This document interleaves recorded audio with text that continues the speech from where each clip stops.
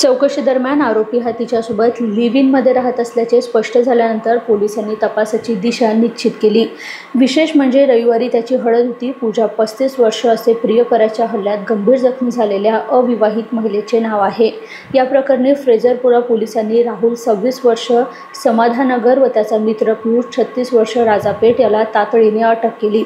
पूजाला पोलिसांनी अत्यवस्थ स्थितीत इरविनमध्ये दाखल केले।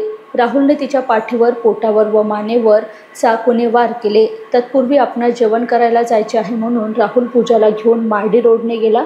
त्याने मित्र पियुषलाही बोलावले। तपोनेश्वर गावालगत त्यांचा वाद झाला। मी गर्भवती असताना तू लग्न कसे करू शकतोस असा सवाल तिने केला। त्यावर राहुलने तिच्यावर चाकूने अनेक वार केले।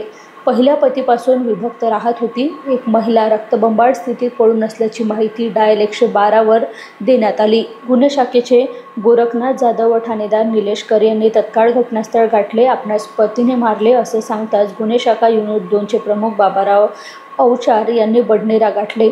येथे तिच्या पतीचा शोध घेतला। आपला तिच्याशी काहीही संबंध नसल्याचे त्याने सांगितले। ती 4 वर्षापासून पतीपासून विभक्त राहत असल्याचे समोर येताच संपूर्ण प्रकार उकल झाला आहे आणि त्याचं आज हळद आहे आणि उद्या लग्न होतं आणि त्यासाठी ती विरोध करत होती। त्यामुळे त्यांनी आणि त्याचा मित्र दोघांनी मिळून तिला तपोनेश्वर गेटजवळ घेऊन गेले आणि तिथं चाकूने तिच्यावरती वार करून तिला जखमी केलं आहे। सध्या महिला नागपूर येथे उपचारासाठी रवाना केलेली आहे। दोन्ही आरोपी आम्ही ताब्यात घेतलेले आहेत। शस्त्रसुद्धा जप्त केलेले आहेत।